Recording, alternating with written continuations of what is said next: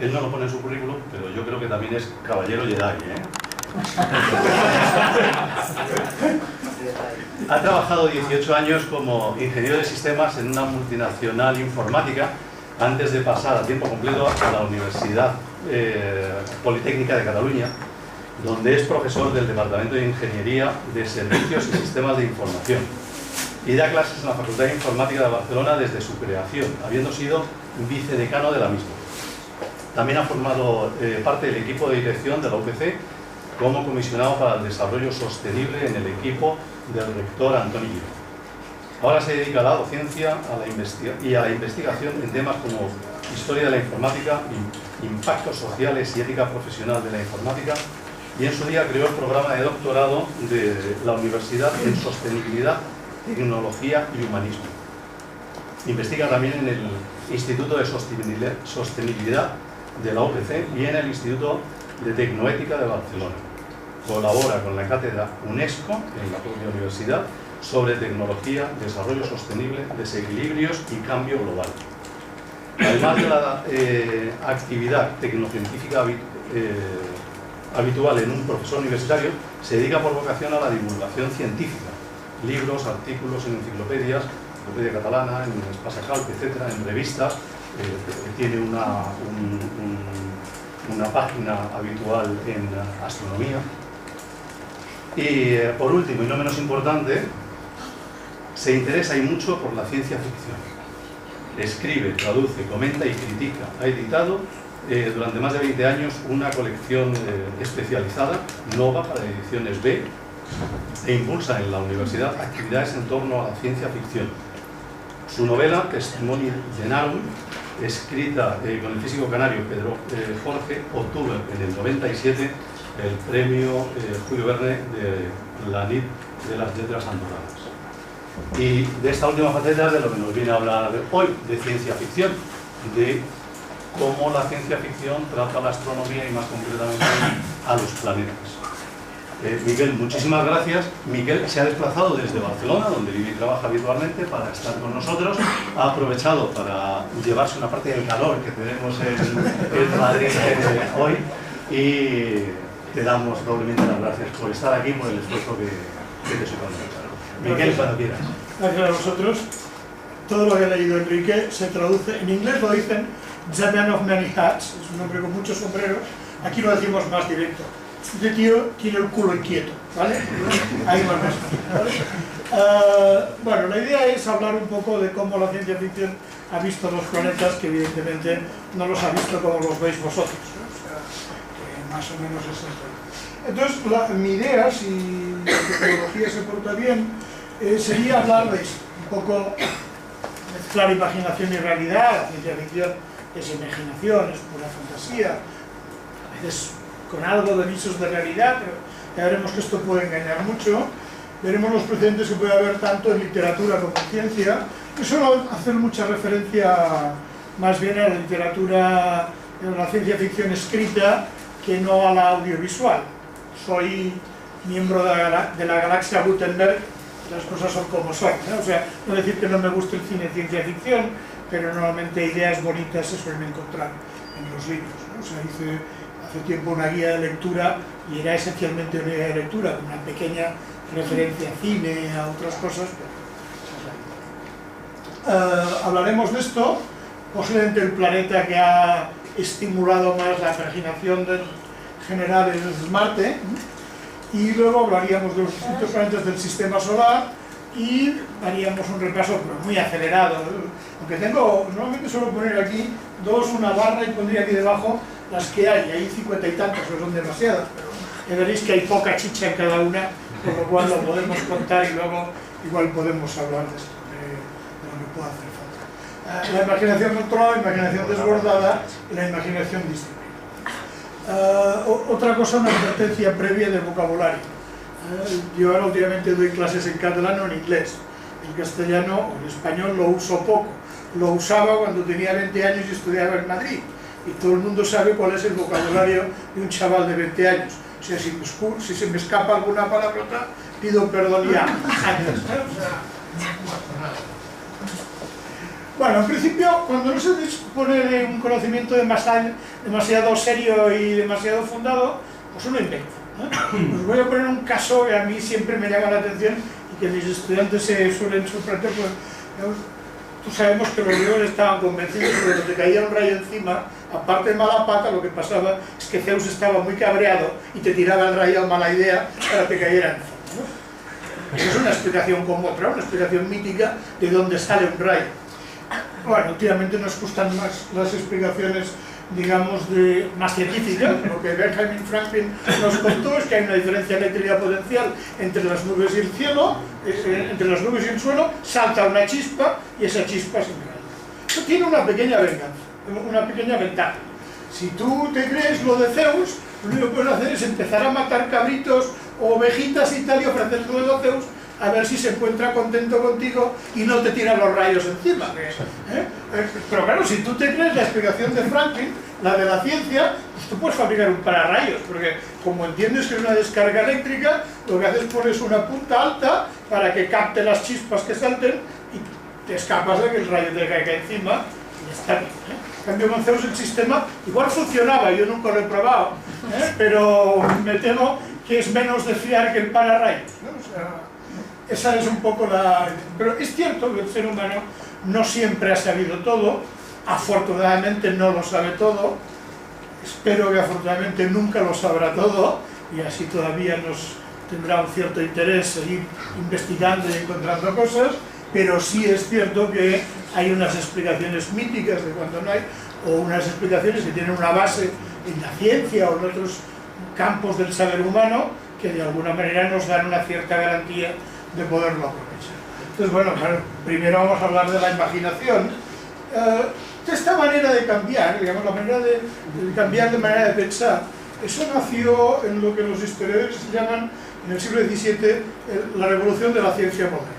Es cuando con Francis Bacon en 1620, con un libro que se llama Novum Organum, o luego con Galileo y luego con Descartes, de alguna manera se sientan las bases de lo que hoy llamamos ciencia moderna, que es bastante distinta del saber que teníamos antes, aunque algunas cosas se sabían. Posiblemente el sumo es a finales del siglo XVII, cuando Newton separa del saber filosófico, filosofía, filo, el amante de, aquel que le gusta, aquel que es el ahijado de Sofía, que no es la reina de España, sino que es el saber en griego. Arrancó con Francis Bacon, con Galileo, Newton, y luego algún saber se empieza a separar, pero estamos hablando de Newton, los principios de matemática son de 1675, digamos, bueno, han pasado 350 años, ni eso. O sea, que esa visión de ver el mundo no como un Zeus cabrao que te tira rayos es relativamente reciente. Y después todo lo demás, que es cómo en 300 años nos ha cambiado la vida y posiblemente el saber científico, si queréis, de alguna manera nos da las cosas. Bueno, en cuanto a la imaginación, los planetas, bueno, pertenecen a eso de que toca la ciencia ficción. Hubo un francés, se llama Michel Vitor, que en los años 50 dijo, ciencia ficción es eso que trata de los viajes interplanetarios. Neil Armstrong ya ha puesto el pie en la luna, ya esto ya no es ciencia ficción, ya es realidad, ¿no? O sea, entonces posiblemente hay otras explicaciones también, pero sí es cierto que el tema interplanetario, el tema de los planetas, el tema astronáutico pertenece a la ciencia ficción, y la ciencia ficción ha tratado, pues primero, los planetas, que es lo que queremos. ¿Qué sería la ciencia ficción? Bueno, es imposible definirlo. Hay un señor que no me gusta citar, que es Nietzsche, pero parece que fue el que dijo algo bastante inteligente, que es, no se puede definir aquello que tiene historia, porque a lo largo de su historia, eso que estás tratando de definir va cambiando. Y una definición que va bien cuando empezaba ese campo, o ese saber, o ese algo, posiblemente a los 100 años ya no vale, y a los 200 vale menos. Entonces la ciencia ficción, que la solemos hacer empezar con Mary Shelley y Frankenstein, aunque el cine desde los años 30 la ha convertido en una imagen muy clásica de terror. En el fondo, el Frankenstein de Mary Shelley es cuando un científico, el doctor Mary Shelley, el doctor Frankenstein, intenta construir algo que antes no se había hecho. que es a partir de cuerpos muertos, coserlos, y lo siento por la propaganda implícita, con la chispa de la vida, de la electricidad, infundir vida a estos cuerpos. Pasa lo que pasa, porque claro, en 1818, en plena, Inglaterra o Gran Bretaña victoriana, esto es lo que puede llevar de sí, y por eso no deja de tener su lógica, se ha convertido en una imagen de terror, ¿no? Pero posiblemente esa es una de las muchas definiciones que hay. Eso dice Nietzsche que no se puede definir. Posiblemente una que va bien para hablarla en ámbitos donde la ciencia no es un mundo extraño, donde ese tipo de cosas tienen un cierto contenido, sería la que dio Isaac Asimov. Isaac Asimov es uno de los que ha jugado los 3 papeles de ser científico, de ser divulgador científico y de ser autor de ciencia ficción. Y en un momento determinado, publicó en un artículo en una revista en los años 40 y luego se fijó en otro libro que se llama ¿Qué es la ciencia ficción? Venía a decir, la ciencia ficción es la narrativa, él decía la literatura, era cuento corto, la narrativa que trata de la respuesta humana a los cambios en el nivel de la ciencia y la tecnología. Es una definición que presupone muchas cosas. Por ejemplo, presupone que hay progreso, presupone que hay cambios en el nivel de ciencia y tecnología, que esos cambios afectan a la vida de la gente y que la gente tiene que adaptarse a esos cambios. Esa es la idea. La frase original de Asimov decía la literatura que trata de la respuesta humana, porque les voy a contar por qué Asimov, como John Barley, como Orson Scott Card, como otros autores de ciencia ficción que han tenido la suerte, comillas, desgracia, de tener sus obras pasadas a Hollywood, no están muy satisfechos con Hollywood. Y decía antes que a mí me suele gustar más la ciencia ficción escrita, porque te da tiempo a pensar y posiblemente se pueden poner más ideas, y en Hollywood hay efectos especiales, pero Asimov, cuando hizo esto, tenía muy presente, él intervino en una película de Richard Fleischer que se llama Viaje alucinante, que consiste en que hay un gran científico que tiene un tumor cerebral que con la tecnología de los años 50-60 no es operable, entonces no se les ocurre otra idea, vaya idea, que es coger y hacer un submarino, meter dentro 4 personas, reducir ese submarino e inyectarlo en vena. Entonces el submarino recorre la vena hasta llegar al cerebro y tiene que destruir el tumor desde dentro. Entonces, claro, Asimov estaba metido en esto como asesor científico y consideraba, por ejemplo, que había problemas guapos a tratar, ¿no? Si a mí me cogen y me reducen de manera que quepa en un submarino, se puede inyectar en vena, cuando intento respirar la molécula de oxígeno del aire, esa molécula me pega un castañazo en la cara que me deja tonto, porque es grande así comparado conmigo, ¿vale? Entonces yo decía, estos son los problemas que hay que tratar. Y el director estaba, voy a decirlo suave, estaba mucho más interesado en mostrar las glándulas mamarias de uno de los tripulantes del submarino, que era la Raquel Welch, que no lo que le preocupaba a Asimov. Y entonces Asimov decidió que eso del cine no era suficientemente serio, Por eso, bueno, yo digo narrativa, él ponía literatura, es un poco. Otra idea que hay implícita aquí, hay cambios en el nivel de ciencia y la tecnología. Otra idea que hay implícita es que esos cambios afectan a la vida de la gente y por lo tanto eso tiene que tener una parte de interés humano, porque quien lee historias de ciencia ficción, quien ve películas de ciencia ficción, hasta ahora somos los humanos.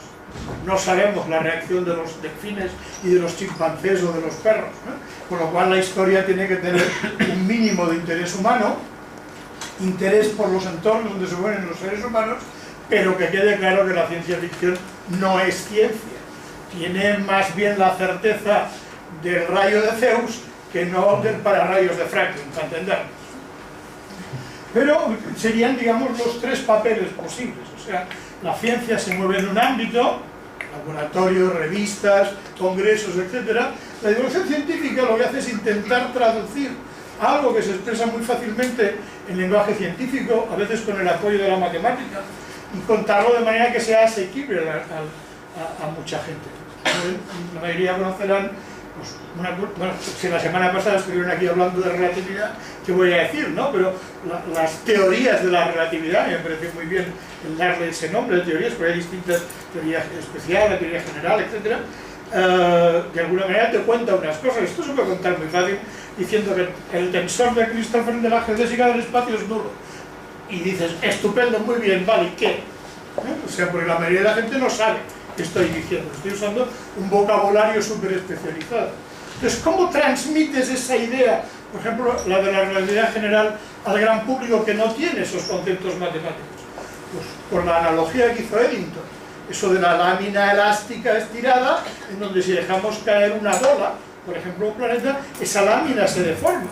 Eso es una ilustración chapucera desde el punto de vista científico, pero muy ilustrativa desde el punto de vista didáctico, de una idea implícita en la relatividad general, y es que la masa de un cuerpo deforma la estructura del espacio. Igual por eso no encontramos apantallamiento contra la gravedad y el gravitón se nos escapa, cosas de ese estilo. Entonces esa sería la siguiente etapa, la divulgación científica, y la siguiente etapa sería la ciencia ficción, que tiene otro aliciente, ¿eh? O sea, es una novela, son aventuras, son cosas que suceden a seres humanos, lo que da un cierto interés. Hay algunas cosas, la historia a veces tiene cosas patéticas. Durante los años 50 y 60 en la Unión Soviética se puso de moda en crear, digamos, historias de ciencia ficción para adolescentes y jóvenes muy jóvenes, por aquello de si querían, digamos, teniendo una historia en que el protagonista es un científico, una científica, un ingeniero, una ingeniera, pues que ellos quisieran el día de mañana ser científicos, científicas, ingenieros e ingenieras. No parece que haya funcionado, ¿no? Yo me fijaba mucho cuando tenía a mi hijo cuando era crío quería ser arqueólogo como Indiana Jones, manda la ley, por favor, o sea, esa era una imagen de referencia y él quería ser tan guapo o tan aventurero como Indiana Jones. Hoy día es bioquímico, porque bueno, la realidad aprieta mucho, o sea, eso está claro. Vamos a ver más cosas de estas. Presentes relevantes. Bueno, cada vez que ha aparecido en la literatura la referencia a algo que pasa en un planeta fuera de la Tierra, suele ser con un carácter casi admonitorio, como casi de contarnos cosas o enseñarnos cosas, pues, no contado por ángeles o por demonios o por dioses, sino encontrado por gente que sale de donde sea del espacio, viene aquí, se encuentra con esa cosa rara. Siempre digo, cuando un marciano llegue un día realmente a la Tierra y vea que el 90 y pico % de la gente usamos un sistema operativo como Windows, dirá, estos están locos, si hay otros que son más baratos y mejores como el Linux, pero bueno, la vida es la que es, o sea, las cosas tienen su porqué en la historia, Entonces el Voltaire, un señor muy descreído, muy escéptico y tal y cual, digamos, en los años, pues no tanto los del nacimiento de la ciencia moderna, sino cuando la ciencia moderna, la física, la química con Lavoisier, etcétera, se está asentando, pues escribió una historia que se llama Micromegas, en donde nos brillan dos gigantes que se supone que viven de un planeta que orbita Sirio, que está en el quinto pino allí por la izquierda, digamos, pero vienen también de Saturno, lo cual es bueno, Voltaire sabía lo que sabía y se hizo el lío que se podía hacer, y en el fondo lo que hacen es ver la Tierra como esta broma que les acabo de hacer con el Windows y el Linux, ¿no? O sea, se sorprenden de cosas que nosotros damos por supuesto en la Tierra y dicen, ¿cómo puede ser eso? Eso no es razonable, no es... Esa es la idea, posiblemente fue una de las primeras referencias a historias que vienen en planetas lejanos. Kepler tiene una historia que se llama Somnium, en donde, digamos, en sueños, porque ya se supone que, digamos, se viaja, digamos, por el sistema solar. Cyrano de Bergerac lo tiene más duro, porque también viaja a la Luna y estos sitios, pero de manera ridícula. Me parece que es Luciano de Samosata, que coge botellitas llenas de rocío. Todo el mundo sabe que el rocío por la mañana se evapora y sube para arriba, luego tú recoges rocío rápidamente, antes que se evapore lo metes en unas botellitas, cuando esto se evapore, estas botellitas se van a extender y te van a extender a ti contigo. Esto es del calibre del varón de la castaña, que es aquel que cuando estaba caído en lugar de arenas movedizas, tirándose del pelo, se sacó del tinglado de las arenas movedizas. No cuadra, pero bueno, la vida es la que es. Hay un problema serio, y es que posiblemente uno de los grandes referentes proviene de un error científico serio que es cuando, digamos, a finales del siglo XIX, Schiaparelli, digamos, mirando, en plan como se mira, digamos, Marte, pues le parecía interpretar que había unas líneas y no se le ocurrió ninguna otra cosa que a esas líneas llamarles canales. Entonces esto, metido en la mano de un multimillonario como Percival Lowell, que coge esto después y dice, ¡hay canales en Marte! Pues hay canales que habían hecho canales para transportar agua, luego quiere decir que hay una civilización, etcétera, etcétera, etcétera. Y entonces esa imagen, digamos, que es de finales del siglo XIX, es una imagen bastante dominante y que de alguna manera ha dado por creer, independiente de la idea del dios de la guerra, de Ares, de la época de los griegos, de la mitología y estas cosas, pues alguien ha dado por creer, no, si en Marte hay canales, esos canales no los ha fabricado alguien, ¿no? Bueno, el problema es que en Marte no hay canales, entonces las cosas son como son. Entonces vamos a ver un poco qué hay por ahí, ¿no? Hoy lo que sabemos es un planeta árido, frío y con desiertos, y sí es verdad que tiende al rojo, pues por eso, digamos, como en las guerras, las de hoy no, porque son muy inocuas, ¿no? O sea, aprietas un botón y se hunde medio mundo, pero las de época de los griegos había bastante sangre, y la sangre, excepto algunos cuantos reyes, los he pinchado para ver si la tienen azul como dicen, pero la sangre es roja, entonces lo que Marte tenga unas tonalidades que se vean rojizas, pues de alguna manera hace pensar que Marte puede estar asociado a la sangre, puede estar asociado a la guerra, y por eso los dioses mitológicos de la guerra eran Ares. Bueno, el primer planeta de ficción seguramente es Marte, y aparece ya en 1898, cuando Herbert G. Wells hizo, digamos, crea la imagen de Marte como un peligro, los primeros extraterrestres que no enseñan. Los dos gigantes del micromegas del Voltaire vienen aquí para contemplarnos con ojos satíricos, pero también para darnos consejos. Estos no, estos vienen a mala idea. Desgraciadamente cogen un resfriado común y palman, pero bueno, esa es la suerte que tuvimos en estos años.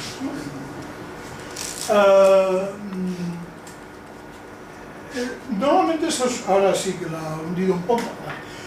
Normalmente es fácil derivar todos estos temas que por una parte son extraños al mundo cotidiano de la gente a visiones terroríficas.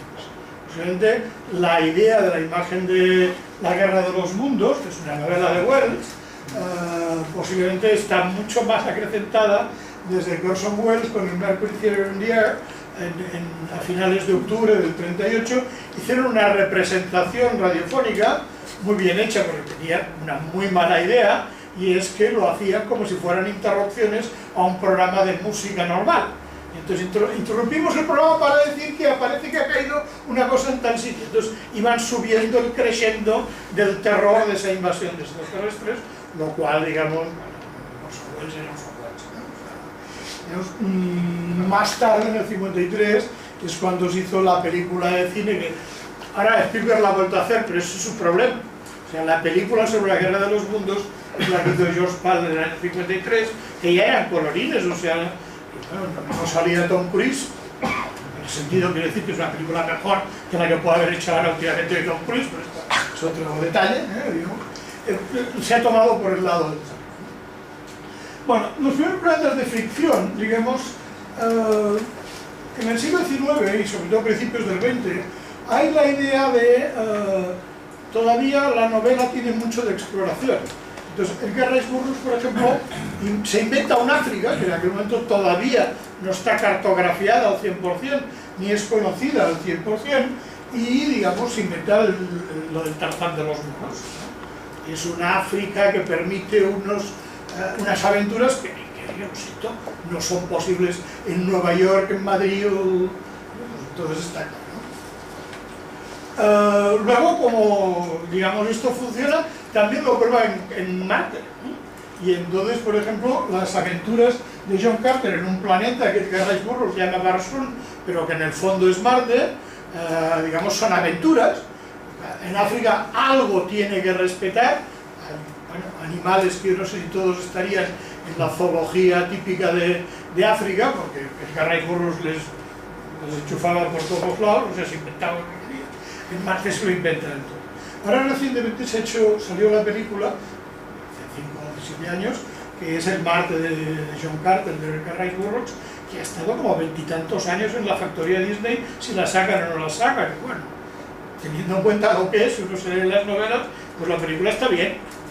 Pero es que las novelas no están bien, o sea, que para lo que da, ¿no? O sea, puestos ya cuando se le acabó África, se le acabó Marte inventado, se inventó la Tierra hueca, esa es la hipótesis de velocidad, la Tierra está hueca, entonces por la parte del interior, pues ahí hay toda una civilización, esta es velocidad, sacaron una serie de aventuras, y luego ya cuando esto estaba agotado lo hizo en Venus con otro señor, se llama Carson Napier, que tiene aventuras en Venus. Y esto no es más que una idea de coger las clásicas historias de aventuras y trasladarlas a ambientes exóticos distintos. Entre los cuales, pues hombre, lo del centro de la Tierra es fuerte, pero bueno, Biocarne ya nos hizo bajar para el centro de la Tierra, o sea, y lo de Marte y Venus no tienen nada que ver con el Marte y Venus que conocemos. Pero eso no solo le pasó a Edgar Rice Burroughs. Hay un señor, que es Isaac Asimov, que intentó hacer una divulgación de lo que se sabía sobre los planetas del sistema solar, cogiendo a un aventurero que es Lucky Starr, un ranger, una especie de policía espacial, digamos, que corre por el sistema solar, y lo hizo en los años 50, antes de los Mariner, antes de que llegáramos realmente a Marte y a Venus, por lo cual usaba el Marte y el Venus, que era más imaginado que otra cosa. Entonces, Isaac Asimov, firmando como Paul French, pues eran libros juveniles para chavales y para chavalas, digamos, básicamente divulgativos, hacía aventuras de David Starr o Lucky Starr, que le llamaban el afortunado Starr, un ranger, un policía del espacio, que recorre distintos planetas del sistema solar, pero claro, como se imaginaba que era antes de que enviáramos las ondas y viéramos cómo son. Pues lo que entonces se sabía de los planetas tenía errores, y entonces es curioso ver cómo en los años 70, cuando estos libros se volvieron a imprimir, iban todos con un prólogo de Asimov disculpándose de lo que se imaginaba de esos planetas, que simplemente no podía ser. Ahora lo veremos. Datos que entonces eran exactos ahora son anticuados. Esa es la gran potencia de la ciencia. La ciencia no trabaja nunca con verdades absolutas, trabaja con certezas provisionales revisables. Y lo que sabíamos de Marte hace 60 años, pues hoy día sabemos más cosas de Marte, y bueno, la gran mayoría de cosas que imaginábamos saber, pues no son. Esta es la serie, el Ranger del espacio, Marte, asteroides, Venus, Mercurio, Júpiter, Saturno. Es que la serie tiene una voluntad divulgativa en torno a los distintos, digamos, planetas del sistema solar, con el problema serio de que esto pues, se ha ido haciendo viejo. Esta es una de las portadas recientes que hicieron en los años 70, ya se ve que es un libro orientado a un público infantil, adolescente. Por ejemplo, el caso típico es Venus, ¿no? O sea, en el año 89 alguien intentó hacer la imagen, lo sacaron en cómic, Lucky Starr, los océanos de Venus, ¿no? Y esto está sacado de la novela esta de... Claro, evidentemente hay un tío con una escafandra que está yendo por debajo del agua, porque, a ver, ¿qué hay en Venus? Mucha nube. Pues, ¿qué hay al lado de mucha nube? Mucha lluvia. ¿Qué hay con mucha lluvia? Si se exagera se llama diluvio, y si no hay agua. Y si hay agua, entonces la imagen que había es que Venus era un planeta de agua. ¡Qué fastidia! Porque ahora sabemos otras cosas. Pero en torno a los planetas ha habido muchas cosas. Algunas les ha pasado esto, el tiempo les ha pasado por encima como una pisonadora, y otros, pues, por ejemplo, este es un libro de una antología que se hizo en Francia, de varias historias sobre planetas. Son antologías de relatos en donde tienen distintos planetas y ahora comentaré. Bueno, vamos a ver los planetas del sistema solar y empezamos el viaje con una imagen del Flash Gordon de Dan Barry. Flash Gordon es un cómic muy barroco, bastante loco, ¿no? De los años 30 de Alex Raymond, en donde salen hombres águila, salen hombres lagarto, hombres de hielo y todo, bueno, fantasía pura, tipo Edgar Rice Burroughs, pero en los años 50 lo coge Dan Barry, y Dan Barry le da un tono más astronáutico, más aeronáutico, más... Pero, por ejemplo, esta es una escena que dice: adiós, planeta Tierra, nunca regresaré. Pero a mí todavía alguien me tiene que preguntar por qué para alargarse el planeta Tierra tiene que dar 3 o 4 vueltas al planeta. Porque esto lo entiendo cuando estás yendo cerca de Júpiter y utilizas Júpiter, la gran masa de Júpiter, para lo que llamamos el latigazo, digamos, gravitatorio, para que te ayude a hacer un desvío, aprovechando la gravedad del planeta, un desvío de tu trayectoria sin consumir combustible. Pero claro, si a la salida ya estás dando la vuelta, o sea, este que es el que de alguna manera lo cuida, ya hace cosas como estas. Pero bueno, es Flash Gordon, uno se quita el sombrero y ya está. Mercurio, por ejemplo, realmente hemos creído que Mercurio hace un calor que pela, ¿no? Bueno, un calor que mata. Reíros de la ola de calor de estos días aquí, la idea es que se creía que había una cara siempre expuesta al sol, y esto hacía incluso pensar en un Mercurio ardiente y otro más soportable, pero en 1965, a base de mecanismos de reflexión de ondas electromagnéticas en la superficie y en lo que hizo el Mariner X en 1964, descubrimos que Mercurio tiene una rotación de unos 58 días, o sea, no hay una cara siempre expuesta al sol. Lo que sí es cierto es que está muy cerca del sol, ¿eh? Tiene temperaturas que van de 450 grados a menos 170, porque cuando tú estás en contra del sol, si estás de 58 días sin que te toque el sol, por más cerca que estés del sol, el propio Mercurio es una pantalla guapa, ¿eh? O sea, bueno, hay, por ejemplo, alguna historia divertida. Asimov hizo una serie de relatos, por ejemplo, los de Yo Robot y otros, digamos, en donde hay unos robot psicólogos de robótica. La primera es Susan Calvin, y los otros son unos ingenieros que se llaman Powell y Donovan, que hay una historia que se publicó, que está metida ahí dentro, me parece, se llama Runaround, que quería decir sentido giratorio, que se pierde un robot en Mercurio. El único problema es como este robot se vaya para el lado que da el sol, 450 grados, va a quedar asado y casi fundido. No fundido, pero va a quedar bastante mal. Entonces tienen que encontrarlo porque, bueno, esto se escribió en Estados Unidos, aunque Asimov fuera ruso y llegó a Estados Unidos a los 2 años y medio, pero es muy americano, ¿no? Entonces su valioso cerebro positorio. Esa es otra, ¿no? Paréntesis. Asimov le parecía que sus robots no podían tener un cerebro electrónico, porque la electrónica en los años 40 ya era una cosa vieja.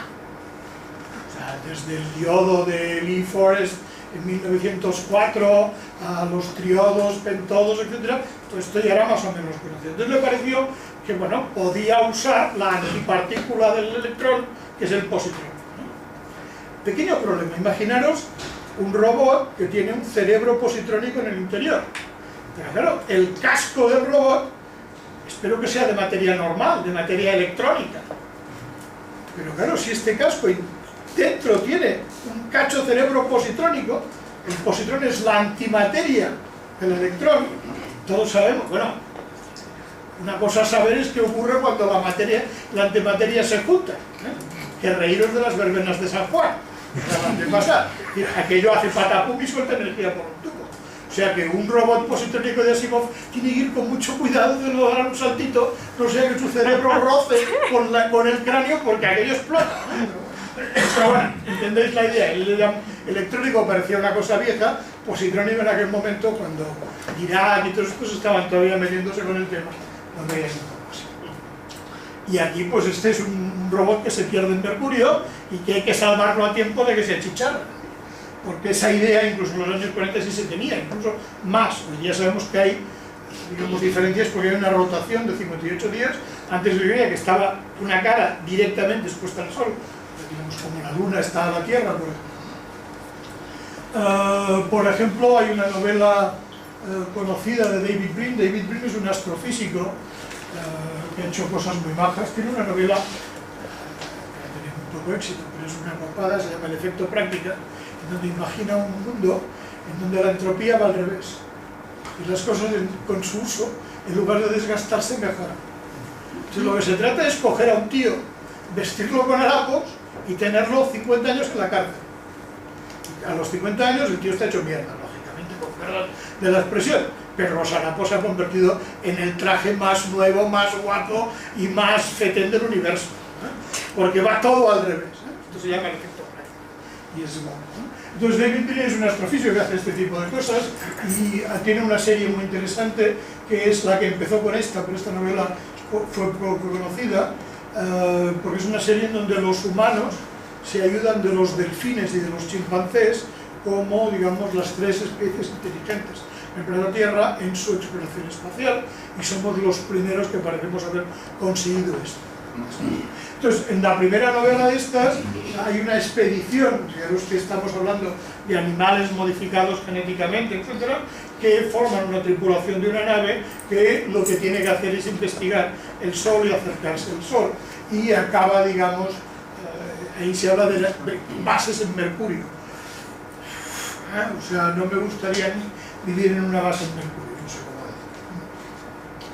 decir. En Venus, que para los griegos era el planeta del amor, es muy curioso, porque hay una gran trilogía sobre Venus, que la ha escrito una mujer y trata de mujeres, y hay una gran trilogía sobre Marte, que la ha escrito un varón. O sea, los papeles están bien repartidos. Bueno, la imagen esencial es esta. De Venus vemos nubes. Las nubes en nuestro planeta quieren decir agua, luego Venus es un planeta que es un océano. La realidad es que lo conocimos a partir de los años 60 con el Mariner II y posteriores, que hay nubes que ocupan 50 y 70 kilómetros, hay nubes persistentes, pero lástima que esas nubes no son de vapor de agua, sino son de ácido, de anhídrido carbónico y de nitrógeno,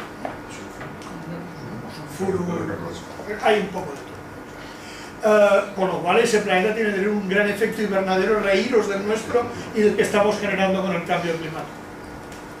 Por lo tanto, debe tener una alta temperatura en su superficie, y esa temperatura es evidentemente superior a la temperatura de ebullición del agua, que son 100 asquerositos grados Celsius.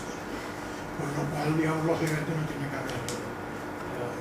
Pero claro, como lo que vemos solo es una capa de nube que lo rodea. Se ha hablado incluso de islas flotantes en Venus. Incluso Haldane, que era un biólogo en los años 20, asesoró a Huxley cuando escribió Un mundo feliz, por ejemplo. Incluso ha escrito algunas cosas hablando de la posibilidad de vida en Venus. Evidentemente, como todo es mar, no, pero en algunas islas flotantes que se puedan haber o que puedan crearse en la superficie de Venus. Incluso la Stapleton, pero estamos hablando de los años 20 o 30, en un libro que se llama Los últimos y primeros hombres. Yo no sé si hay versión en castellano, yo la manejé siempre en francés, es la primera de Bismarck, y también, digamos, habla de los primeros y últimos hombres en la Tierra. Hay otra posterior se llama Los primeros y últimos hombres en Londres. Los primeros y últimos hombres se refiere también digamos, a una exploración a Venus. Y normalmente ese es el recordatorio típico, ¿no? O sea, Burroughs pone las aventuras de Carson Napier en Venus, y Isaac Asimov, incluso en esas historias que os decía, del Ranger del espacio, habla de los océanos de Venus, es como se llama la novelita, porque esa era la imagen que se... Bueno, normalmente Venus es un planeta poco agradable para nosotros, y entonces lo que se ha hablado algunas veces es de terraformar Venus. La visión canónica de coger un planeta extraño, distinto al nuestro, y darle, digamos, el contenido de una Tierra, o sea, hacerlo habitable a los seres humanos, está hecho en Marte con Kim Stanley Robinson, del que ahora hablaremos cuando hablemos de Marte. Pero mucho antes no, una decena de años antes de que Kim Stanley Robinson hiciera una trilogía clásica, Pamela Sargent hizo una trilogía parecida. Bueno, en el fondo hizo un par de novelas que luego, debido al éxito que tuvieron en Estados Unidos, aquí esto ni se ha traducido por eso, Venus de sueños y Venus de sombras, ¿no? Que son las que hizo. Y esto es del 86 y 88, cuando lo de Marte de Kim Stanley Robinson es bastante posterior, es 5 o 10 años posterior. Luego en el 2001 volvió a tomar el tema. No hay solo la terraformación de Venus, sino que está la terraformación de Venus y una cultura en menos distinta, en donde, digamos, bueno, la relación entre los géneros no es la misma que se da en nuestro planeta, para decirlo de manera suave. Marte, que es el planeta de la guerra, tal vez por eso que hemos dicho antes, o vete a saber, a mí me cuesta mucho, y creo que a todo el mundo, digamos, saber cómo pensaban realmente los griegos. Hay especialistas en eso. Yo estoy educado de otra manera, hay ciertas cosas que esto es curioso, digamos, culturalmente los referentes a veces existen, tienen un peso terrible y no son explícitos. Entonces, bueno, la imaginación yo creo que la destapa Schiaparelli al llamar a unas líneas que ve, a llamarle canales. Y luego un señor que es el Percival Powell decide que aquello son canales reales. La realidad es que la que conocemos a través del año 65, por eso las historias del Ranger del espacio de Asimov son viejas, están hablando de un Marte tan inventado como el de Barsoom de Edgar Rice Burroughs, para entendernos. Entonces, primero descubrimos que hay menos densidad atmosférica que la imaginada, y hay menos aire, o sea, la presión atmosférica es más baja, la cantidad de oxígeno también es más baja. Pero a pesar de eso, se crean grandes vientos, hay gas carbónico en un 95,3%, luego nosotros estamos mal acostumbrados a tener una atmosfera en donde el 80% es nitrógeno y el 20 y poco por ciento es oxígeno y otras cosas. Esto evidentemente no es falso. Tiene cráteres como vemos en la Luna y en Mercurio. En la Luna decimos, hombre, no hay atmósfera, esto cualquier asteroide, cualquier meteorito que ha venido ha impactado y ha hecho el cráter. En Mercurio parece que es algo parecido, pero en Marte hay atmósfera. Lo que pasa es que esta atmósfera es tan sutil, tan débil, que podría ser así. Y evidentemente no hay canales, y luego ya lo último es las caras que hemos visto, un señor que hace una foto y se ve una cara. Entonces aquí hay alguien que dejó la imagen de una cara. Y luego te das cuenta que cuando ves esta foto la pones al tamaño normal y aquí ver la cara cuesta mucho, ¿no? Y es porque el cerebro humano, digamos, intenta crear imágenes, digamos, que pueden entrar. Ahora, sí es cierto que hay zonas polares con casquetes de hielo, hay nieve carbónica, ya sabéis que la NASA está pidiendo en los últimos años de decir que en Marte puede haber agua. Yo no sé si es verdad o no, pero eso sí puede justificar un esfuerzo de ir a Marte, que es un poco más complicado que ir a la Luna. La Luna se fue en 3 días y en Marte esto va a ser cosas de meses. Sí es cierto que parece que es realmente rojo. Esa es la imagen, y esta es la imagen, por ejemplo, que sigue siendo el Dan Barry incluso cuidan todo, ¿eh? O sea, Flash Gordon y su novia de toda la vida han sido novios durante 40 años, o sea, siendo jóvenes los dos siempre, ¿eh? O sea, entonces dice, Flash, esto no puede estar ocurriendo, pero ocurre en Marte, el planeta rojo. Se ve que es rojo y se ve que hay líneas que parecen canales. Esa es la imagen popular de lo que es Marte. Hemos viajado 360 millones de la Tierra en aeronaves individuales, pero como hemos entrado en ella, ahí hay toda una historia.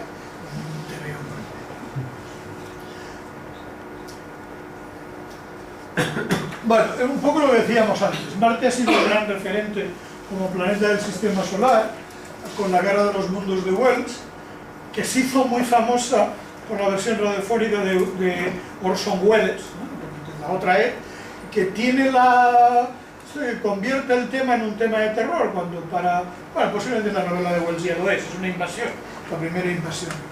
O el Marte, el Barsoom de Edgar Rice Burroughs.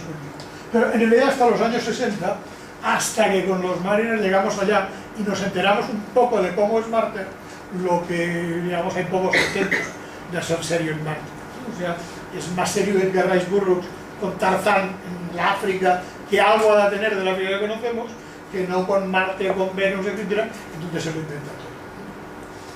En los años 50 se da de esto, que incluso ha dado programas de televisión que no tienen nada que ver una cosa con la otra, que es un libro de Ray Bradbury, se llama Crónicas Marcianas.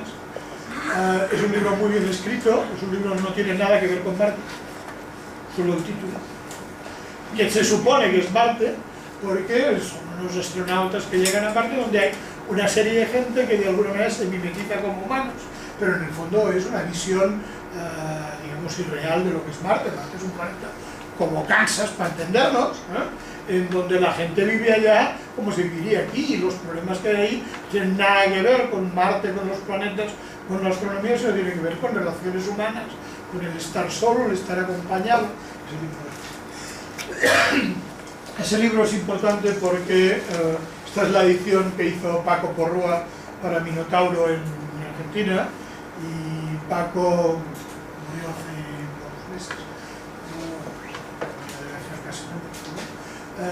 consiguió hacerse leer a Jorge Luis Borges, y este libro se publicó con un prólogo de Borges contando, digamos, lo maravilloso que le parece esas historias, que repito, no tienen nada que ver con Marte.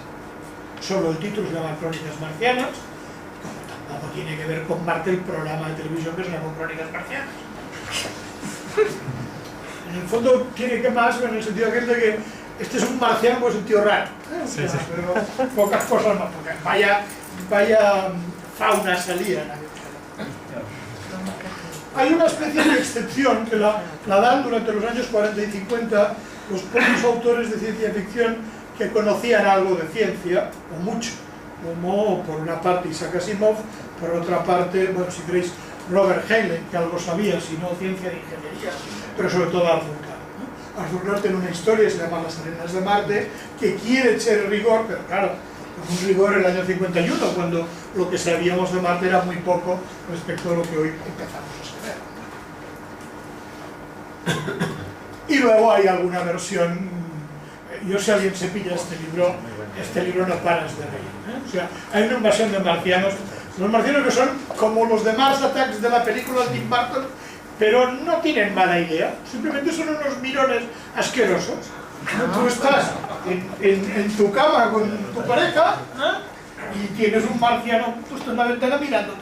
Cuando le vas a dar, el marciano se larga, o se escapa, o se convierte en incorpóreo, en fin. Y bueno, es una guapa en el sentido, en ese caso marciano es, marciano vete a casa, huele cantidad a Yankee Go Home, Yankee Go Home. Y esto lo hace un yankee, O sea, y el marciano que hay en este son unos asquerosos mirones, simpáticos pero mirones. Están todo el día incordiando, fastidiando por todas partes. O sea que también se ha tomado a broma y se ha puesto la broma en el marciano, podría haber puesto cualquier otra cosa, pues bueno, un marciano es un referente de algo extraño, distinto, lejano. E incluso hay novelas que se han hablado de la vida en Marte. Bueno, Forastero en Tierra Extraña, que en los años 60 fue un libro casi de semiculto, uno de los grandes libros de culto en las universidades americanas, sobre todo de la parte de California donde hace calor, no tanto como aquí, que es uno fue El Señor de los Anillos, que había salido en el 57, y otro es este Forastero en Tierra Extraña, en donde hay una especie de, se supone que hay colonias en Marte, y hay alguien que nació en Marte y se ha alocado en la cultura marciana, es la cultura de la colonia terrestre en Marte, que viene a la Tierra, crea una secta, y bueno, pasa de todo, ¿no? O sea, todo en el ámbito, un poco luego sería la cultura hippie, o en el fondo que está escrita en el año 61, vemos, bueno, que allí casi habla antes de la década prodigiosa de los 60, que algunos de mi edad todavía decimos, aquello sí era música, aquello sí, también tiene la verdad.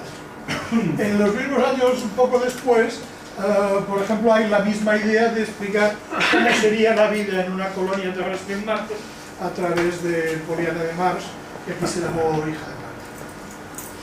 O sea que hay varias cosas que se han tomado en Marte. Tomando en serio a Marte, hay dos grandes esquemas muy importantes. Y es, bueno, y si queremos realmente ir a Marte, ¿cómo podremos vivir en esa atmósfera tan degradada, con esa temperatura, con los problemas de que no hay oxígeno? Entonces la primera aproximación es la que hizo Frederick Paul en el año 76, que se llama Homo Plus. Homo Plus es el nombre que le puso aquí Carlo Frabetti cuando lo tradujo. En inglés se llama Man Plus, es decir, hombre plus. No, porque Homo ahora puede tener unas connotaciones que la novela no tiene. En Homo Plus lo que se hace es, a un ser humano se le prepara para poder vivir en Marte. O sea, por tratamientos, en ese caso biológicos, ¿no? Digamos, se le endurece la piel para soportar esos vientos, se le dota de una especie de alas que extendidas son en el fondo células solares para captar la poca energía que pueda pescar del sol, etc. Hay una modificación física de un ser para poder ser, digamos, un habitante de Marte. La novela está hecha no tanto desde ese punto de vista, aunque sí está hecha desde la idea de decir, para vivir en Marte nosotros no podríamos vivir, deberíamos cambiar en mucho, pero claro, cuando le haces estas carradas a un ser humano, lo conviertes en un monstruo. O sea, lo conviertes en un tío distinto a los otros seres humanos, y la novela es una novela de aquel que con el tiempo, las modificaciones que va experimentando, se va notando cada vez más distinto a los otros humanos.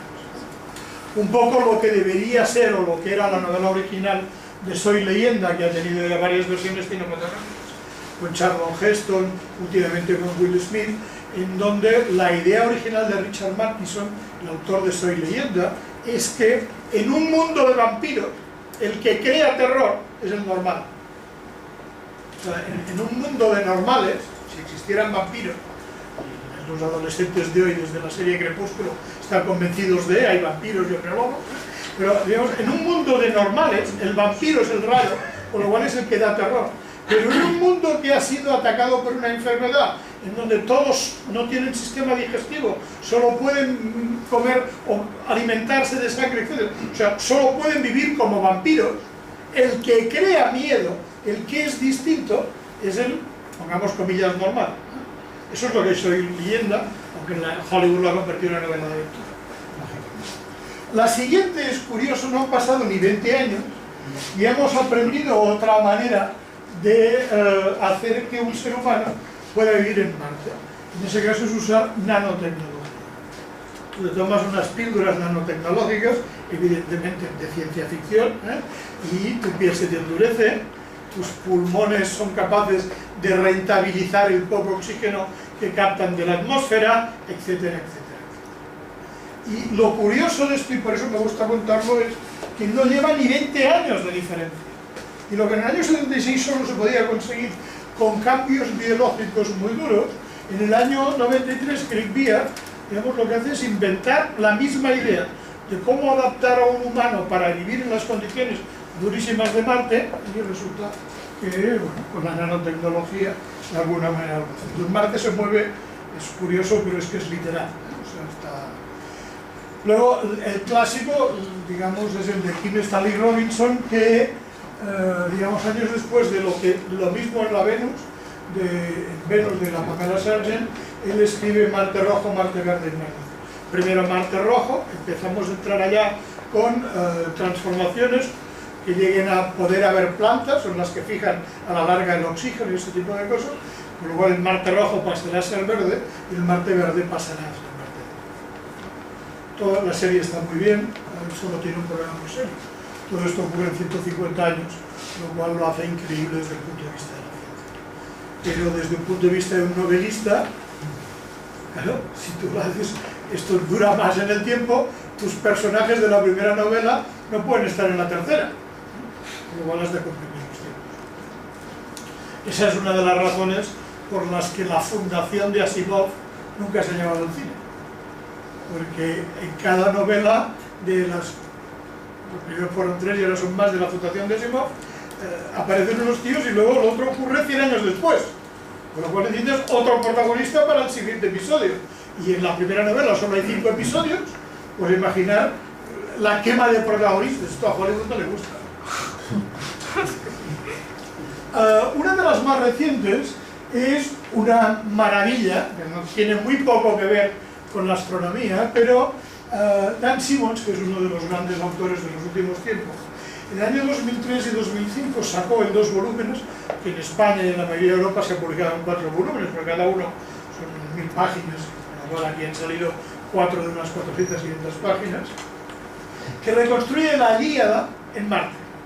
Entonces se resucita un especialista en la Ilíada y parece que hay unos seres raros, tienen una tecnología cuántica, vaya usted a saber qué es esto, pongo la mano en el fuego, El monte Olimpo de los dioses de Grecia está en Marte, y en Marte hay los Little Green Men, los pequeños hombres verdes, aquellos que veíais en Marciano de acaso, la imagen típica, digamos, del marciano, ese tipo de cosas, y es una guapada. La primera es cómo no se sabe por qué estos seres cuánticos y tal, quieren reconstruir la Ilíada, hacen renacer un especialista en la Ilíada para que los guíe, no sea que se esté yendo de madre el tinglado, hasta que en la segunda parte el tío que hace de supervisor, hasta qué punto están siguiendo la Ilíada y dice, a freír la espada, el de esto, la Ilíada, vamos a apuntar aquí lo que salga, y entonces cogéis lo de la Ilíada, cogéis el Aquiles, cogéis al Héctor, el Ulises que estaba pasando por allá, y esto es la segunda parte de Olimpos, es una reconstrucción de la Ilíada, pero bueno, 2 o 3 mil años después. Esta es una de las últimas cosas que se ha hecho sobre Marte, y no sé si debo tener alguna más. Por ejemplo, la más reciente es esta. Nos van a hacer la película en octubre, noviembre la estrenan.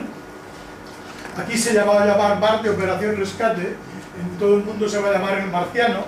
Es como se llama una novela que escribe un señor que, bueno, en su casa lo conocen, pero que nadie más la conocía, de Mandibwer, que además cometió un error, que es publicarse él mismo la novela, lo cual no es bueno, y esto va a salir en película en octubre de 2015, dirigida por Ridley Scott y con Matt Damon. Y la historia es muy sencilla. Hay un proyecto Ares que han ido a Marte, y mientras uno que es biólogo y ingeniero y no sé qué más está sacando muestras, viene una tempestad, unos vientos de estos, una tempestad de arena terrible, y la nave se va y al tío lo dejan por muerto. Y no estaba muerto, que no estaba muerto, que estaba tomando cañas. Bueno, estaba recogiendo piedras, vamos. Y entonces cuando el tío se da cuenta que se ha quedado solo, tiene varios problemas. Uno, sobrevivir en Marte, y otro, avisar a la Tierra que va a encarar por él, porque si no, él puede sobrevivir 1 mes, 2 meses, 3 meses, pero acabará palmando, ¿no? Y está muy bien, ¿no? O sea, a mí, y esto lo he hablado con Andy Weir y me ha dicho que no, ni de coña, pero si alguien recuerda La Isla Misteriosa de Jules Verne, Isla Misteriosa es la continuación de 20.000 leguas, y ve que es un marino, al menos se nos suele vender como esta, en que hay 4 o 5 tíos que están en un campo de concentración del norte, digamos, en la guerra de secesión norteamericana, que, bueno, uno de ellos es un ingeniero, Cyrus Smith, fabrican un globo, se van con el globo, y el globo lo pescan los vientos y aparecen en una isla misteriosa. Entonces, en esta isla sobreviven un poco de la manera que el marciano sobrevive en Marte, o sea, sobreviviendo como sea, para poder comer, sobrevivir, etc. Tienen la ventaja de que el entorno es aceptable para los humanos. También tienen la ventaja de que alguien de vez en cuando les echa una mano de escondidas, y al final te acabas enterando que el que les echa la mano de escondidas es el capitán Nemo, el de la 20.000 leguas de viaje submarino, que la isla misteriosa es la isla donde está el capitán Nemo cuando ya se ha retirado de todo lo que ha pasado. Entonces, a mí me pareció el esquema de la historia esta misma, y cuando se lo dije a Andy Weir, dijo que no, que él nunca había leído Jules Verne. Que se va a hacer, es americano, tiene todo el derecho del mundo. Pero esto nos lo van a traer al cine aquí en octubre de 2015. Yo he visto el tráiler, debe correr por ahí. Bueno, ya un poco para terminar más deprisa, porque me estoy enrollando mucho y esto es terrible. Júpiter. Bueno, es bastante difícil imaginar vida en Júpiter, pero Arthur Clarke hizo un cuento que se llama Encuentro con Medusa, en los años 70, en donde a Playboy se le ocurría llamar a los grandes autores de ciencia ficción para que escribieran un cuento que se publicara en Playboy. Y así todo el mundo pudiera decir aquello, no, yo no me compro el Playboy por la página central, es que quiero leer el cuento de Clarke. Más o menos así. Bueno, se ha hecho sobre Júpiter, pero básicamente sobre Júpiter es bastante difícil. Esto se ha hecho incluso en España, con Miguel Aguilera y Javier Redal. Uno es un diseñador industrial que ahora se dedica a escribir, incluso ha hecho películas, y otro es Javier Redal, que es un biólogo, profesor de instituto. Escribieron un libro, ahora se llama El Refugio, que tiene, digamos, eso, digamos, cómo sobrevivir en un planeta que es gaseoso, en donde nadie sueña poner el pie en Júpiter. Bueno, este es Júpiter, pero claro, si no tienes Júpiter, por aquello es todo gas, siempre nos queda París, y no estoy hablando de Casablanca, estoy hablando de los satélites de Júpiter. Solo hay 67, luego mal será que uno no nos sirva para algo. Yo, Europa, Ganímedes, Calisto, posiblemente el más conocido para la gente de ciencia ficción es Europa, que es cuando Arthur Clarke se ve en la difícil tesitura de continuar 2001, una odisea del espacio, que conocemos, es una película de Kubrick, la veréis que se hace sobre un cuento de 14 páginas de Arthur Clarke que se llama El Centinela, y luego Arthur Clarke y otro, Frank Robinson, son los asesores científicos que le vienen a hacer esto, pero el guión es Kubrick. Y entonces luego, acompañando a la película, sale la novelización de la película, que es distinta de la película, porque la película tiene un final abierto, que sé que volvió locos a los críticos de cine, porque creían que la ciencia ficción en cine era cosa para adolescentes o gente que no tenía capacidad de pensar, y como no entendieron el final, pues, ay, Dios mío, ¿esto qué es? Y tal, y tal. Aparte que era Kubrick, ¿quién decía de Kubrick que había hecho Asalto Perfecto? Era un mal director de cine, ¿no? Entonces, Kubrick termina la película como la termina. Clarke no se ve capaz de terminarla tan abierta, Clarke era un hombre bastante más cartesiano, y entonces la termina de determinada manera, y esa determinada manera se ve, sobre todo en la segunda película, que es 2010 Odisea 2, que la hace como director Peter Hyams, lo cual no es ninguna cosa mala, y que esa sí se hace a partir de una novela de Clarke como original, y esa novela de alguna manera lo que hace es decir que ese monolito de 2001 de alguna manera procede de un satélite que es un satélite de Júpiter. Saturno es el verdadero señor de los anillos, y que venga Gandalf y diga lo que tiene. He hecho un curso de élfico y sé que no se dice Gandalf, en élfico se pronuncia Gandalf. Lo siento, porque, a ver, lo del Tolkien, lo que tenía mérito es que las 3 o 4 lenguas que salen en las novelas están hechas, hay gramática, hay todo, hay normas fonéticas. Entonces salió un libro de cómo se pronuncia el élfico, en francés, yo tengo francés, y bueno, lógicamente eso te lo compras, te lo lees y entonces aprendes de que no se puede decir Gandalf, es como dicen los americanos, es decir Gandalf. Bueno, pues el Señor de los Anillos es Saturno por razones obvias, pero también es difícil, digamos, pero también tiene satélites. Posiblemente el más conocido es Titán, y hay otros como Hyperion, Tetis, Rhea, Pan, Prometeo. Posiblemente el que más se ha usado es Titán. Esa, por ejemplo, es otra imagen del Flash Gordon, del Dan Barry, en donde en Titán, el mayor satélite de Saturno, digamos, hay una chica que se ha muerto, no voy a romper la historia, pero está muy bien. Yo cuando era un crío leía el Flash Gordon del Dan Barry, y sabía lo que me costaba conseguir las 3 pesetas que costaba comprar el ejemplar, y bueno, sabía, entonces valía mucho. Más aquí. Hay un clásico de Kurt Vonnegut. Kurt Vonnegut es un escritor norteamericano que ha escrito ciencia ficción, y entre ellas están Las Sirenas de Titán, que posiblemente es el antecesor de una novela rusa de Arkaris y Boris Strugatsky que se llama Picnic, al lado del camino, que aquí también existió y se ha hecho en cine y se llama Stalker, pero en cine es mucho más filosófico. Sirenas de Titán es que hay unos tíos que son de Titán, del satélite, que llegan a la Tierra, pues les ha roto una pieza, y entonces hacen lo que sea para reconstruir la pieza, alargarse. Entonces todos los de la Tierra interesados por los de Titán, y los de Titán pasan olímpicamente de los de la Tierra, que son unos puebreguinos de mierda, con perdón, digamos, que están ahí tirados y que no valen para nada. Es bastante decepciona un poco, decir, tampoco valemos, pues para los de Titán no valemos nada. Luego hay una referencia a Titán que es curiosa, porque hay una novela de Robert Heinlein que se llama Amos de Títeres. 54 es la típica novela que se ha hecho en cine varias veces. La última parte con Donald Sutherland. Es un poco la idea de los ladrones de cuernos. Ladrones de cuernos con unas vainas, pero estos son unos bichos raros que vienen de no sé de dónde, se te meten aquí detrás, entran dendritas en el cerebro y te cogen el control de quién eres. Es la típica novela de Guerra Fría, como queriendo decir, vigila que no te pesquen los comunistas, porque entonces dejarás de ser libre y serás uno más en la pieza de los comunistas. Esto, en inglés, se llamaba The Puppet Masters, amos de títeres. Pero no sé por qué, cuando en los años 50 se publicó en España, en una de las mejores colecciones que ha habido en los años 50, que es la colección Nebulae, dirigía la colección otro doctor ingeniero, un poco copio al Miquel Barriera, y el doctor Miquel Barriera a esta novela, esto ponerle amos de títeres no le pareció serio, y le puso Titán invade la Tierra. Yo no sé, yo la debí leer a los 8 o 9 años, y os juro que tú lees esto de unos especie de babosas que se te cuelgan del cuello, te entran benditas en el cerebro, te alteran, cogen tu voluntad y tal, y a partir de ese día ya no eres normal, o sea, ya eres un tío como yo, puro inquieto, ya está. Bueno, luego también se pueden inventar planetas, a ver si terminamos.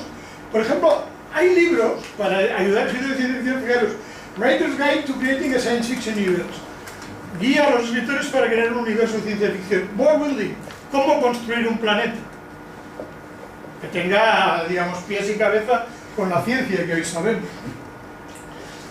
A pelo, por ejemplo, hay un señor que era profesor de un instituto, de una college, que es Hal Clement, que se llama Planeta de Gravedad. La novela, que es del 53, se tradujo en español en los 90, casi 40 años después, en donde nos habla de un planeta que se llama Mesklin, que es muy grande y muy denso, que es como un disco con una gran velocidad de rotación. Eso permite que haya una gravedad de unos 3 Gs en el ecuador y 700 Gs en los polos. Lo cual, ir del ecuador a los polos, o al revés, que es lo que tienen que hacer los protagonistas de la novela, es heavy, heavy, heavy. Los océanos son de metano líquido, nubes de amoníaco encima, digamos, una vida imposible, pero ahí viven los mesclinites del planeta. Luego, en homenaje a esta novela, hay un señor, bueno, los dos que no están, ni Hal Clement ni Robert Forward. Robert Forward es un astrofísico que ha trabajado para la NASA, que tiene una consultora en cosas espaciales y tal. En el año 80 hizo una especie de homenaje a este, que es Huevo del Dragón. Y Huevo del Dragón imagina que se desarrolla vida en una estrella de neutrones. Una cosa son 700 Gs de mierdecilla, con perdón, en el planeta Mesklin. Otro es la gravedad que debe haber en los en el planeta este. La masa dinámica de nuestro Sol tiene un diámetro de solo 20 kilómetros, una gravedad impresionante, 67.000 millones de gravedad, un campo magnético bestial de 1 millón de Gauss, y hay seres vivos, que son los Chila, son como pequeñas amebas. Yo casi siempre me reconozco en los Chila, porque podéis imaginar que con una gravedad de ese estilo, uno de los grandes pecados para la civilización Chila es que alguien haga el esfuerzo de levantar la mano y te rasque la espalda. Y él lo pone así, ¿eh? El pecado capital, el problema de rascarse la espalda. Claro, ¿sabéis lo que es luchar contra 67 que solo para rascar la espalda al otro? Claro que le das gusto, pero te queda el brazo hecho una mierda. Estos son los dos volúmenes tal como se publicaron aquí la primera vez. Luego hay planetas errantes, ¿no? Planetas que van dando vueltas por ahí. Entonces el clásico es el Mongo de Flash Gordon de la de Clayton, y sabéis que la historia es que hay un planeta errante que pasa por el sistema solar, y ahí es donde se suben Flash Gordon y su novia. Bueno, en aquel momento es una pobre chica que la han pescado, y luego, claro, a falta de otro tío, pues se acaba haciendo novia de Flash Gordon. Otra solución no hay,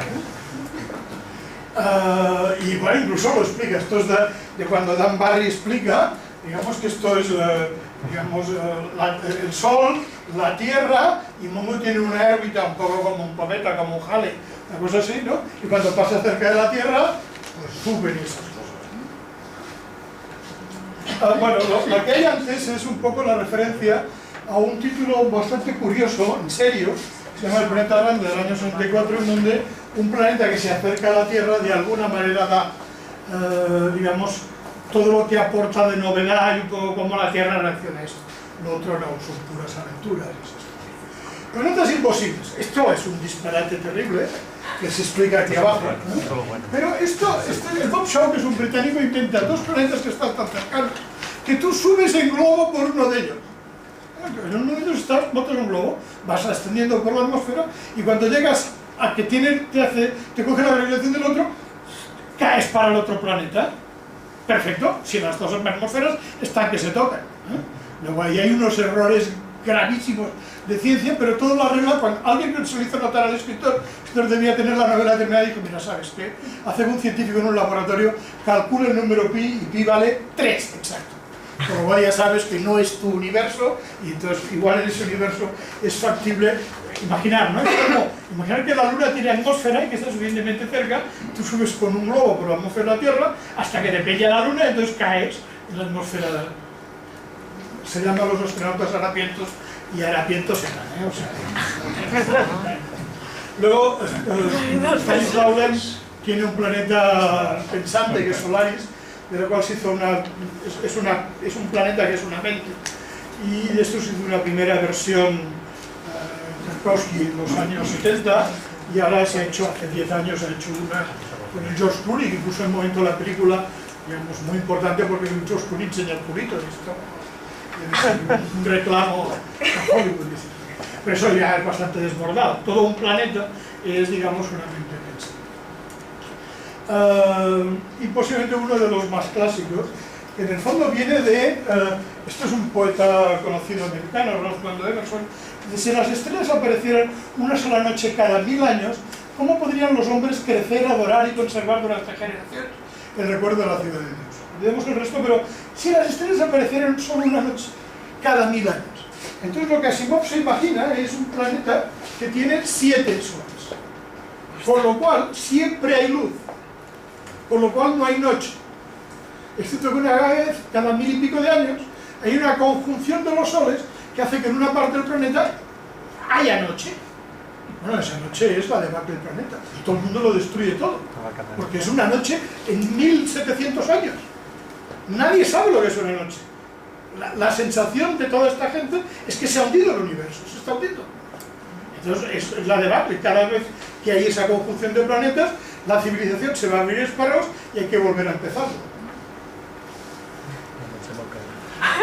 Nosotros tenemos alguno aquí, digamos que George Side. Sí, es que es toda una serie de historias que hay como 50, 60 novelas protagonizadas por la familia Aznar. Yo recuerdo que hice una edición de esto, no sé si se ve aquí, pero estas son las portadas que había en los años 50. Esta, por ejemplo, la editamos en la asociación Cuadernos Universidad Politécnica de Cataluña Ciencia Ficción. Y este le hice llegar un número a Aznar, que era cuando Aznar era el tío estaba pues el piso. O sea, al Aznar, a José María. Esto me lo pidió, sí, me lo pidieron y se lo enviamos. Estas cosas las hacemos. Bueno, ahí, por ejemplo, Redención es un sistema solar de planetas huecos. Se inventan un autoplaneta que es como una nave que es un planeta. Atolón es en una novela que se llama Universo Remoto, es un planeta en forma de anillo con el Sol en su centro. Esto no es una copia, pero se escribió antes de una cosa en la Reniven que se llama Mundo Anillo. Estos es un poco los detalles de esa historia. Este señor Pascual Enguidanos era el Belén de un ministerio, en una filial de un ministerio en Valencia, y en los ratos muertos escribía bolígrafos sus novelitas e hizo como 300 así. Y ahora hay un grupo de locos que siguen esto y lo están haciendo y continuando historias y estas cosas. Luego, yo no sé si conocéis esto, hubo una época en que, por ejemplo, se intentó crear un planeta de estos imaginados. Epona es un planeta que no existe. Ahora estamos descubriendo planetas, digamos, por los efectos gravitatorios, por efectos luminosos, en otros sistemas solares, en otros lugares lejanos. Pero Epona sería el tercer mundo, el sistema planetario de Taranis, que podría ser como 82 Eridani, pero no lo es, que está a unos 21 años luz de nuestro Sol, que tiene una masa como la mitad de la Tierra, densidades materiales de 386,4, tiene una presión media con atmósfera con oxígeno, contiene de roca silicia, y entonces esta gente se han inventado este planeta y han inventado, es cuestión de buscar Epona en internet, y se han inventado qué vida podría desarrollarse en esas cosas, respetando, digamos, lo que sabemos de la ciencia, respetando la evolución natural y ese tipo de cosas. Y eso sería pues la imaginación disciplinada, todo lo que la gente está haciendo sobre Epona. No sé el grado de fuerza que tiene ahora. Esto empezó muy fuerte hace 15 o 12 años y ahora posiblemente haya perdido un poco empuje, pero todo el intento era hacer un planeta que pudiera ser real. Bueno, entonces yo haciendo broma digo si es el planeta Flipkite porque nadie sabe si es real. No, no es real. Esto es una organización educativa con raíces en la ciencia ficción que se reunieron en una asociación que se llama Contact en el año 93 y entonces estos crean lo que se llaman culturas de la imaginación, que es inventar mundos posibles según la ciencia. Arrancaron con un simulador informático hace una veintena de años. Este es el tío que más bien lo llevaba y es un proyecto de creador de mundos, de gente que inventa planetas. Estos ya no son de ciencia ficción, esos quieren ser de ciencia, pero son ficción. Y bueno, entonces en nuestro viaje, pues bien, como decía, pensar en mi casa y volver a casa, y aquí estaba.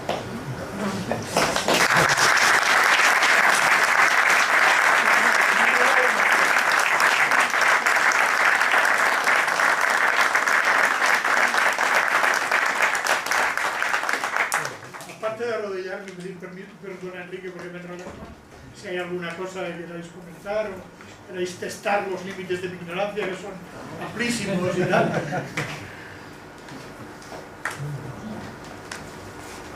Vamos justo. Toda esta saga que nos has contado se echa un poco de menos a Diego Valor, ¿no? Sí, pero a ver, yo soy de los que tenía la edad. Yo recuerdo que salía de escuela a las 5 de la tarde corriendo para llegar a casa para escuchar el serial de Diego Valor, pero claro, luego me he comprado el Diego Valor en facsímil, lo tengo todo, y aparte de que, excepto los primeros, están mal dibujados, porque el Bulla lo hacía así, sin mirar. Claro, cuando ves lo de las zapatillas voladoras, se te cae el alma a los pies. Pero por si queréis algo, yo cuando tenía 9 años, nació mi hermano, y yo cuando lo vi por primera vez, amoratado y estas cosas, digo, si es como el Mekong. El Mekong que es el de casa. El Mekong es el malo de Dios. Lo que pasa es que me parece que es verdad. Podría estar aquí, ¿no? Era verde. Bueno, a mí me contestaron diciendo que no, que el feo eras tú, que tu hermano es guapísimo. Sí, es verdad, pero Diego Valor lo que hicimos una vez en una exposición en la Politécnica y que luego se ha rodado por ahí, en donde hay cosas divertidas, donde por ejemplo la Beatriz, la novia del Diego Valor, que es ingeniera, científica y tal y cual, pero es la novia del Diego Valor. Así como la de Lara de Flash Gordon, es una tía guapa y nada más. La Beatriz, aparte de guapa, tiene títulos académicos por un tubo, pero es la tía. O sea, ya os he dicho que en nuestro planeta la relación entre los géneros es la que es. Vamos a decirlo así. Sí, es verdad, Diego Valor igual. Pero Diego Valor no sé si está asociado a un planeta muy claro. Era Venus. Venus, Marte, sí. Es que cuando alguien imagina... Era Venus. Bueno, es que salía de todo. El Mekong era de Venus. El Mekong era de El Mekong Venus. de los Briganes. El Mekong de los Briganes. Y además, yo vi a mi hermano 50 céntimos que nos y el costaba Mekong era verde. Luego cuando lo vimos en los... Como los Eran alargados. alargados. Eso es uno de estos que tú quieres que tire y no puedes tirar. Zapatillas voladoras. Que eran como estos que habéis visto en Lambari. No eran muy distintos. Lo que pasa es que no llevaban cúpula ni nada. Aquello funcionaba. Y Matriz en el espacio-puerto. No. En la saga de Diego Valor también hay algo. y Miguel Portolés. Y Miguel Portolés era el segundo diablo. El otro mundo que es el cibermundo, Tron y Matrix, por ejemplo, ¿qué explica? Pero, a ver, esto... yo he elegido más planetas, ¿no? Tron fue en el año 82 un experimento, digamos, la primera vez que se hacía infografía en serio, y en el fondo es un mundo de juegos, ¿no? Que es como la Tierra en el fondo, simplemente hay unas leyes internas distintas. Y Matrix es un mundo de realidad virtual en el que el gran misterio es ¿qué corcho saca Matrix de los seres humanos metidos en capullos? Porque claro, dice, los tiene todos allá, viviendo todos una vida virtual, ¿vale? Pero, ¿y qué le saca con aquellos tubitos? Energía poca, si te estás quieto parado. Pero bueno, Matrix es Matrix lo que tiene de espectacular, no sé si lo notaréis en 2001, Nosotros en la ciencia ficción, en la Politécnica, tenemos un grupo con los jóvenes y tal, que incluso van desapareciendo y los viejos quedamos y tal. Entonces, por ejemplo, cuando tú planteas, por ejemplo, ver 2001, Odisea del espacio, la encuentran muy lenta. O sea, los chavales de 20 años se duermen, como moscas. ¿Por qué? Bueno, claro, porque Matrix dura 2 horas y media y no te das ni cuenta.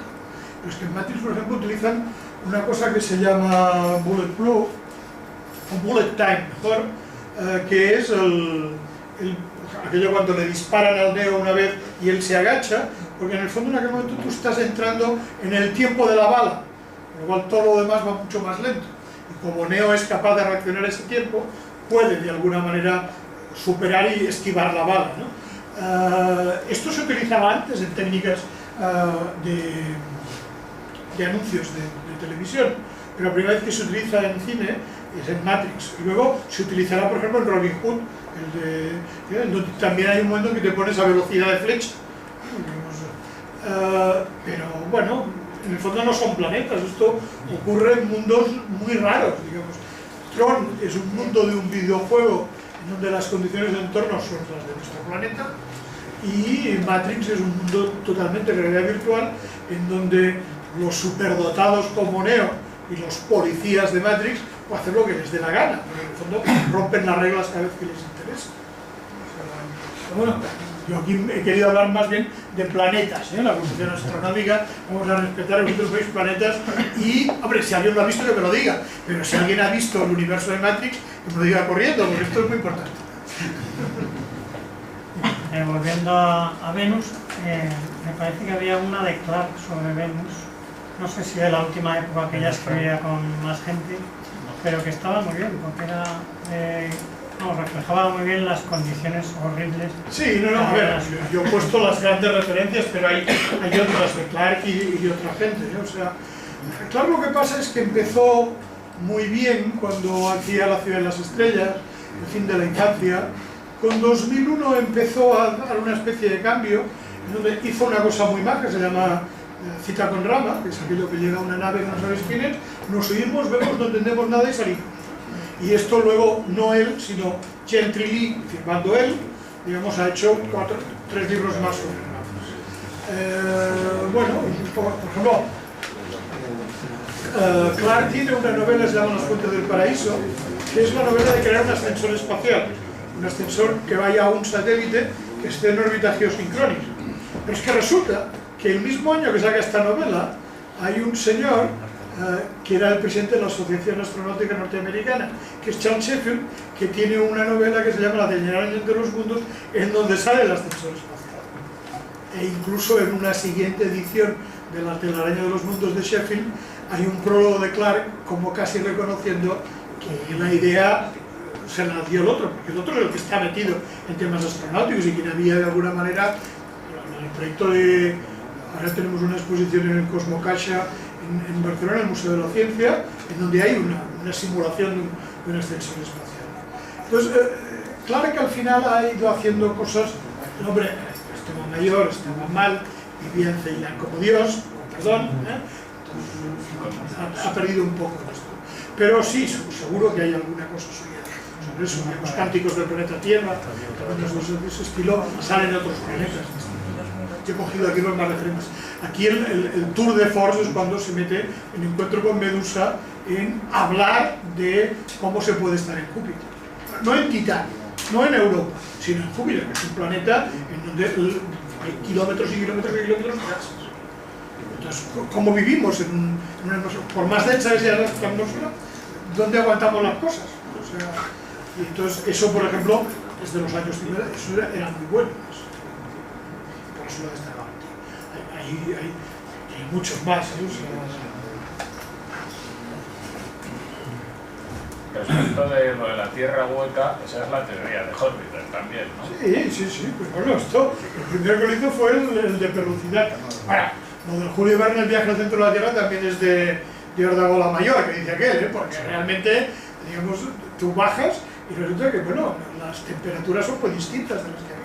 No, Julio Verne inventó cosas tan absurdas de enviar a la Luna puré de astronauta.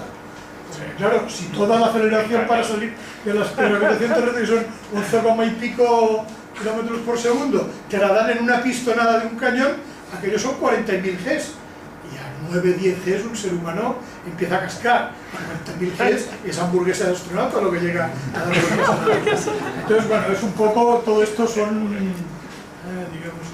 Hay gente que ha intentado tener en cuenta esto, por ejemplo, gente como Al Clement, y luego lo que hace Robert Forward, que es pasarse de rosca. Una cosa es un planeta como Mesklin, que es un disco, que aquí tienes 3 Gs y aquí tienes 700, entonces decir, mira, macho, esto ya es para jugar, vamos a hacerlo en serio, en una estrella de neutrones.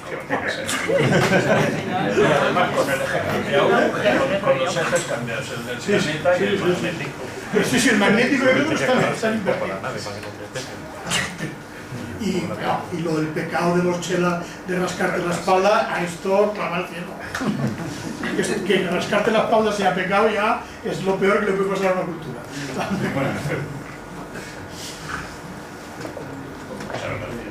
Gracias a vosotros.